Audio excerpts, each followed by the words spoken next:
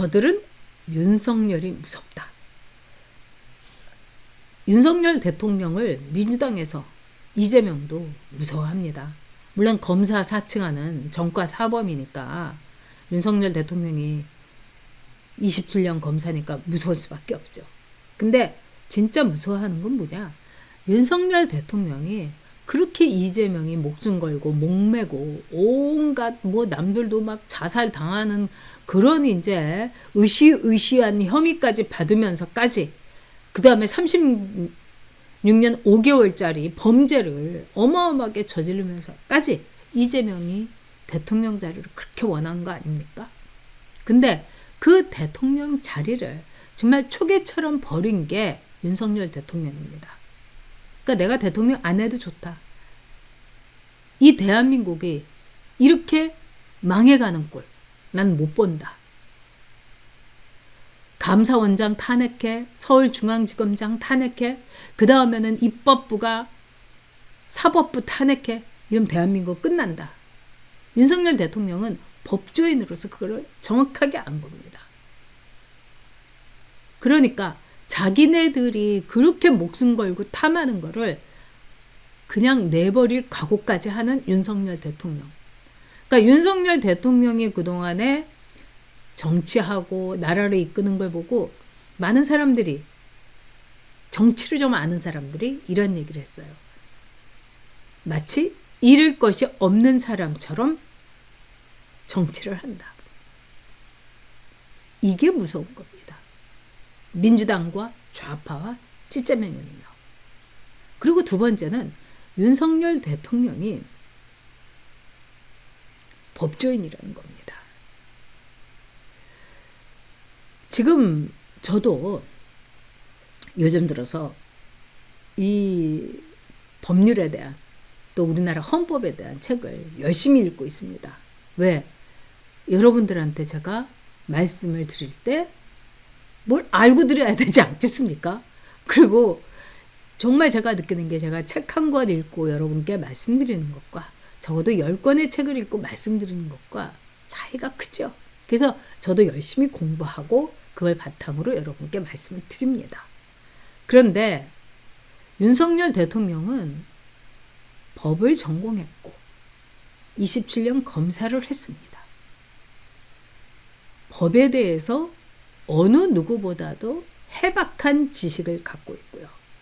윤석열 대통령의 별명이 헌법 덕후였어요. 그러니까 헌법을 너무너무 좋아해가지고 헌법에 대해서 자신의 손금보다도 더 잘 알고 있었다. 뭐 이런 말이 있을 정도입니다. 무서운 거죠. 이재명 같은 삼류핫질 조폭 시중들던 변호사한테는요. 민주당한테도 그 안에 실력도 없이 개뿔 이러는 것들, 법이 어쩌고 탄핵이 어쩌고 하는 것들이 으시시할 겁니다. 그리고 세 번째, 윤석열 대통령은 굉장히 많은 정보를 가지고 있습니다. 2년 반이라는 임기 동안 윤석열 대통령은 정말 열심히 일했고, 그리고 누구보다도 비상한 두뇌와 컨텐츠, 그리고 학습 능력을 너무 보여준 거예요. 그래서 진짜 사람들이 놀랐다고 그럽니다.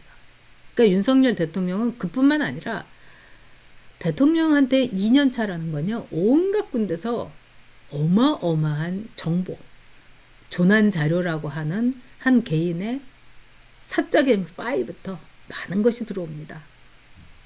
그렇기 때문에 윤석열 대통령이 진짜 어떤 캐비닛을 갖고 있느냐, 이게 아주 부들부들 떨린 겁니다.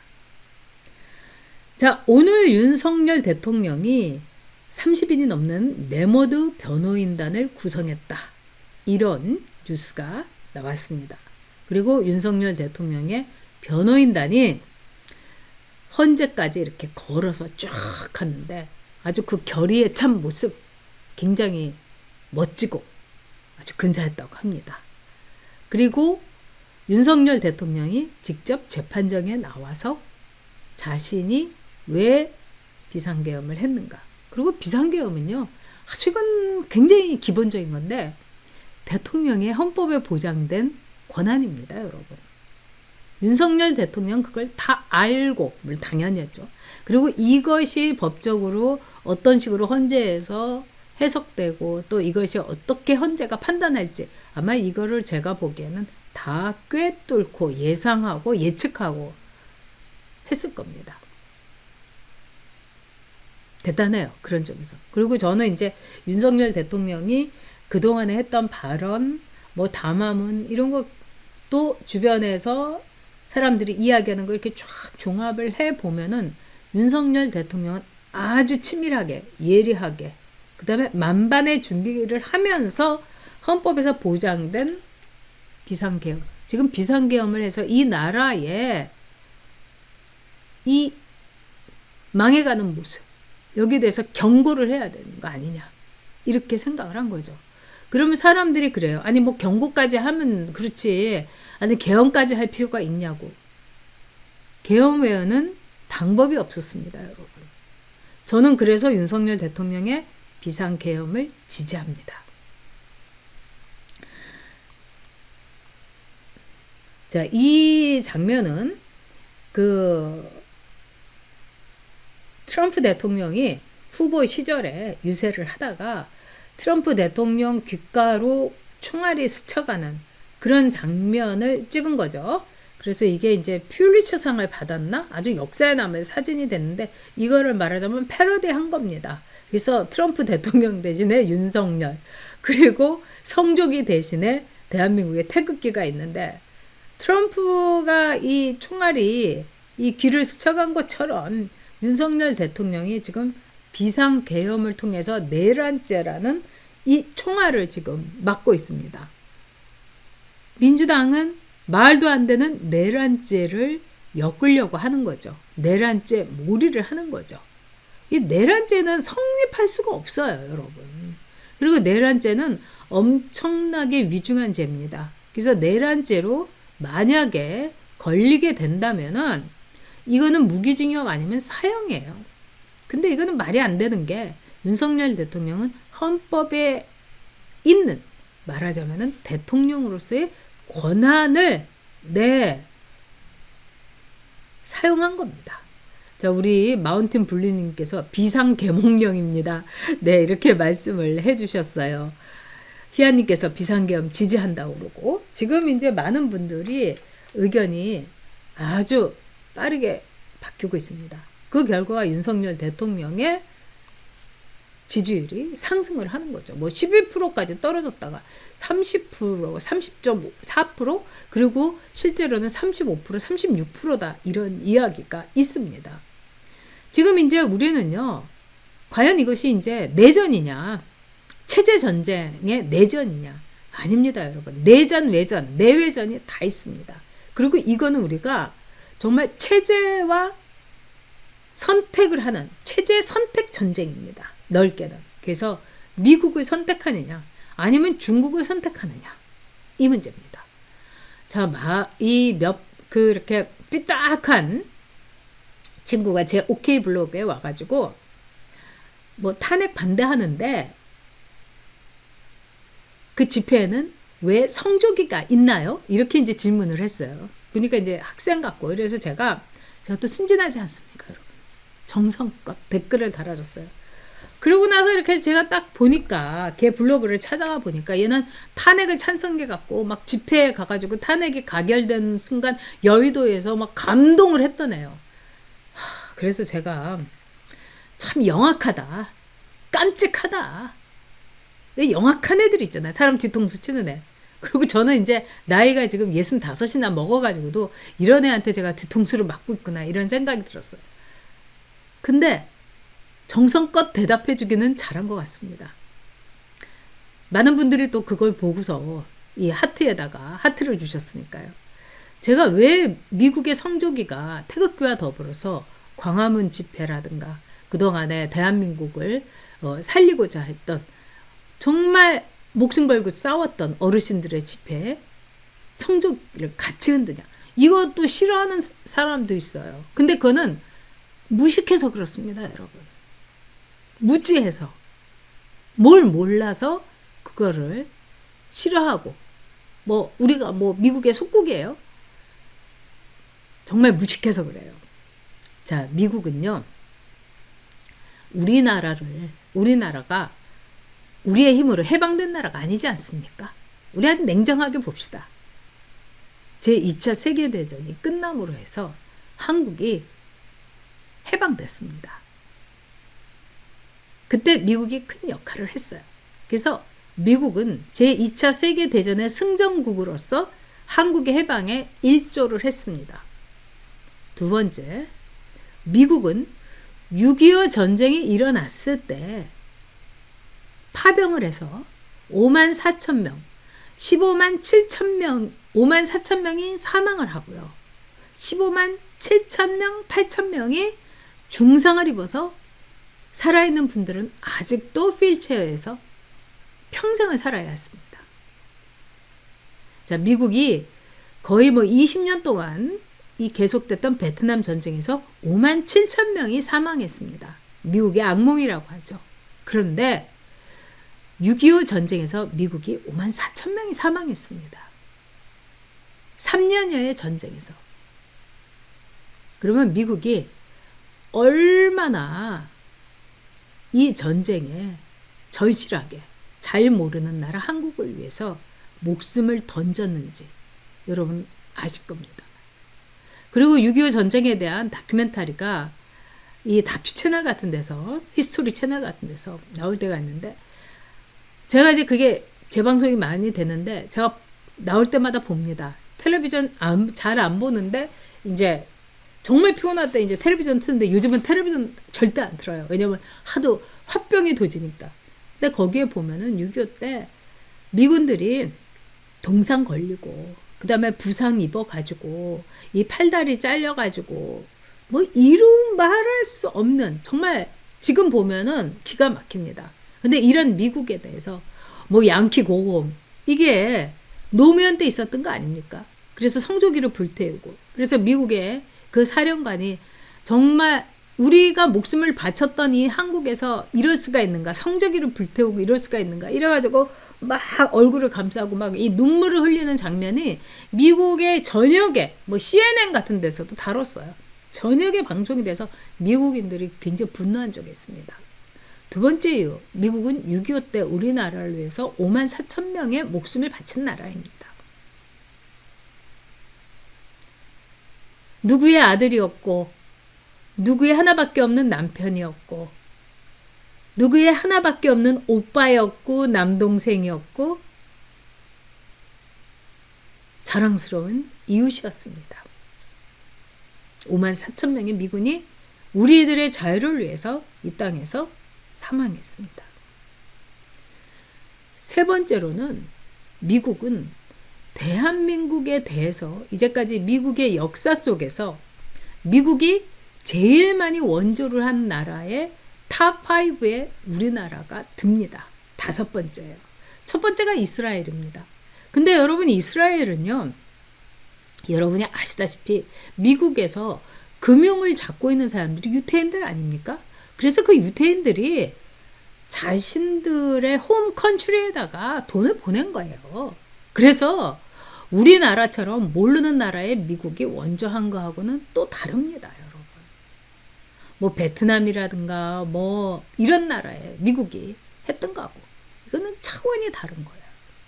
그리고 여러분들이 아시겠지만 이승만 대통령 장면 정부 때 대한민국의 국가 예산의 절반이 미국의 원조였습니다.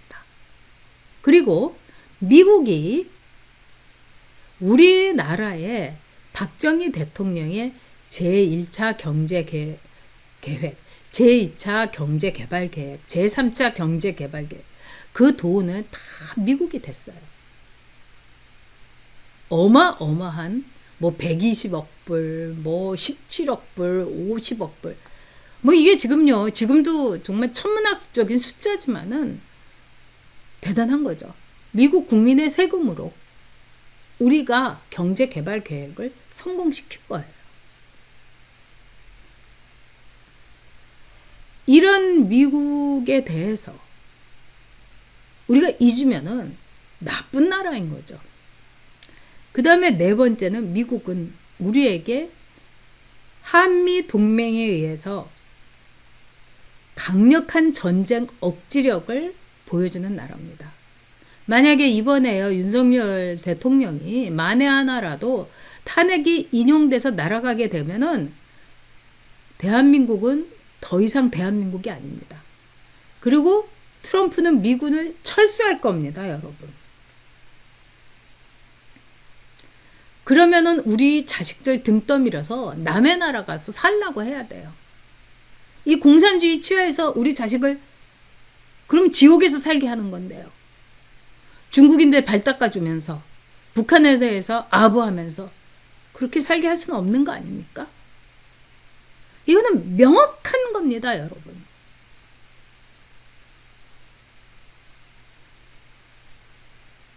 우리 자식들의 미래를 한미 동맹이라는 혈맹을 통해 가지고 지금 미국이 담보해주고 있는 겁니다. 아, 중국하고도 잘 지내야죠. 어쩌고 저쩌고. 여러분, 중국은 북한하고 혈맹이에요. 그리고 지금 이번에 중국인들이 우리나라에 와가지고 엄청나게 시위를 하지 않습니까? 여기저기서도 중국말, 여기저기서도 뭐 중국인들 모여라. 그 다음에 한국에 이 탄핵 반대 시위하는 분들을 웬 중국 여자가 그냥 두드려 패기까지 하고, 이게 우리나라가 도대체 있을 수가 있는 겁니까? 기가 막히죠. 그럼 앞으로는요 더 하겠죠. 막 단체로 집단으로 얻어 터져도 찍소리 못하고 쉐쉐, 이재명이 말하는 것처럼 여기도 쉐쉐 막 얻어 맞아도 쉐쉐 하면서 왼쪽 반을 내밀고 이래야 될 수도 있습니다. 그리고 북한하고 이 중국하고는 진짜 혈맹입니다. 그래서 중국에서는 아직도 이 황희석이라고 이 한국 전쟁에서 이 나와가지고 뭐 부하들 뭐 대신 희생한 아주 영웅으로 떠받드는 인물이 있어요. 뭐 정일성에도 마찬가지고 북한 인민군 이 군가한, 너무 우리가 창피한 거죠. 그리고 중국에서 배우는 교과서에 미군 침략자를 무찌르기 위해서 인민해방군이 한국 전쟁에 참전을 해서 용맹하게 싸웠다. 뭐 이런 게 교과서에 다 실려요. 그래서 미군은 침략자. 그리고 그 침략자들과 용감하게 싸운 우리 중국 인민해방군은 우리의 영웅이다. 아직도 그렇게 배우고 있어요. 중국인들이. 중국 아이들이. 그러니까 그 애들이 한국에 와가지고 지금 탄핵 찬성 집회에 나가가지고 난리를 치는 겁니다. 윤석열은 한미 동맹을 중시하고 중국하고의 관계를 껄끄럽게 하는, 말하자면은 침략자 미국의 주구다, 꼭두각시다, 이렇게 보는 거예요. 자, 미국이냐 중국이냐, 여러분 뭐 이건 선택할 필요가 없는 거죠. 우리는 미국과 함께 가야 됩니다. 그리고 일본과 한미일 삼각 동맹 속에서 우리의 안보와 자유를 지켜야 됩니다. 미국 다음에 대한민국의 원조를 많이 한 나라가 어디라고 생각하세요, 여러분?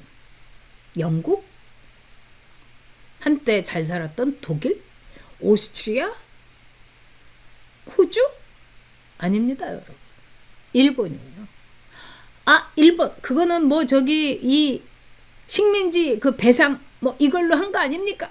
아니에요. 그렇지 않습니다. 식민지 배상 외에 일본이 무상 원조를 통해 가지고 우리나라의 원조를 제일 많이 한 두 번째 국가입니다. 인정할 건 우리 인정합시다. 한미일 삼각 동맹 이렇게 귀중한 겁니다. 자유냐, 민주당의 강압, 독재, 전제, 조폭 정치냐. 윤석열 대통령이 취임사에서 그렇게 강조한 자유를 선택해야 됩니다.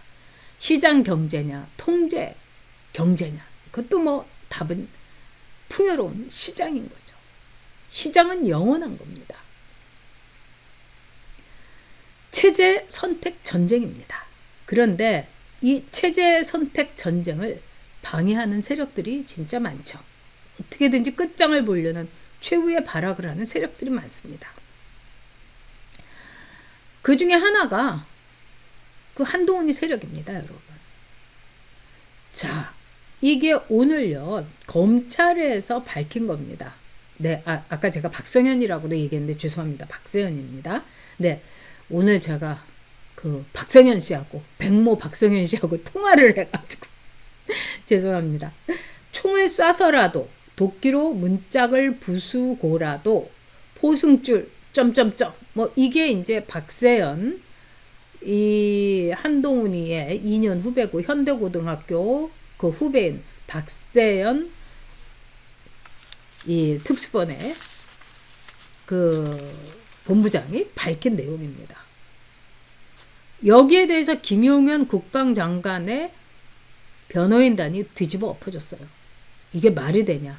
그리고 어떻게 검찰에서 가짜 뉴스를 이렇게 주작을 해갖고 퍼뜨릴 수가 있느냐? 그리고 실탄이 없는데 무슨 발포 명령을 내리냐? 해도 너무하다. 이렇게 이야기를 하는 겁니다. 가짜 뉴스입니다. 자, 박세현 특수본부장에게 여러분 저희 여대카에서 조화를 보내는 그 운동을 하고 있습니다. 그래서 여러분께서 이 박세현은 뜨겁게 좀 맛을 보여줘야 됩니다. 그래서 조화 이렇게 쓰시고 성함을 하시면은 저희가 보내드리겠고 또 이 저희 단톡방이라든가 이 네이버 카페 여옥대첩 치시고 이러면은 이 조화 보낼 수 있는 꽃집을 알려드릴 테니까 또 직접 보내시는 것도 물론 환영합니다. 자, 박세현 특수본부장의 근조 조화를 보냅시다. 아니 어디서 우리가 뼈 빠지게 일한 세금을 받고서 가짜 뉴스를 이게 말이 됩니까? 정치 검찰? 진짜 검세라는 말이 틀린 말이 아닌 거죠. 묻고 싶습니다, 여러분. 누가 너한테 시키드냐? 현대고 선배 그 형이 시키드냐? 네, 근조 조화를 보내야 되겠습니다, 여러분. 이런 거를 우리 국민들이 다 알아채고 있다는 거. 너를 응징한다는 거를. 너의 2년 선배 한 머시갱이를 이번에 처리를 해준다는 거를 박세현이한테 알게 해야죠. 지금 화한이라고 이제 하시는 분이 있는데 화한은 축하하기 위해서 격려하기 위해서 쓰는 겁니다. 그러니까 이 윤석열 대통령이나 한덕수 총리나 뭐 이런 분들한테는 화한. 그런데 우리가 응징을 해야 된다고 하는 쪽에는 근조 조화를 보내야 되는 거죠. 자, 이 박세현이는요, 2017년에 여러분도 기억에 생생하시겠습니다만 검찰에 이른바 동봉투 만찬에 참석했던 검사입니다. 그래서 당시 이영렬 이 검사한테서 이제 아마 서울중앙지검장이었을 거예요. 100만 원을 받은. 그래서 이게 청탁금지법 1호였어요. 1호 위반이에요. 거기에 박세현이가 들어가 있습니다. 그 집이 복 있는 집, 찌개 전문집, 뭐 이런 데서 이제 쫙 이제 봉투를 돌린 거죠. 그리고 박세현이는 박순영 검찰총장의 아들이에요. 아버지가 검찰총장이니까 여기도 이제 금수저 물고 나온 거죠. 그리고 이 박순영이하고 또 친했던 사람이 누구냐? 네, 한동훈이의 장인인 진영구예요. 진영구는 차이나라이프, 제가 여러분께 말씀드리지만 이건 중국 공산당 기관지, 영자 기관지입니다. 그러니까 이거는 뭐 중국을 좋아해서 뭐 친중 뭐 외교 뭐 이게 아니에요. 중국 공산당의 기관지를 영문으로 하는 차이나라이프의 발행인이었으면은 너무나 끔찍한 거죠. 그러니까 대를 물려서 이들의 관계는 있는 거고요. 너희들 너무 어려워하지 마. 나 강남 8학번 출신이지만 뭐 이렇게 한동훈이가 뻗대고 자랑하고 다녔다는데 이 박세현이도 강남 8학군 현대고 출신입니다. 그러니까 그들만의 세상인 거죠.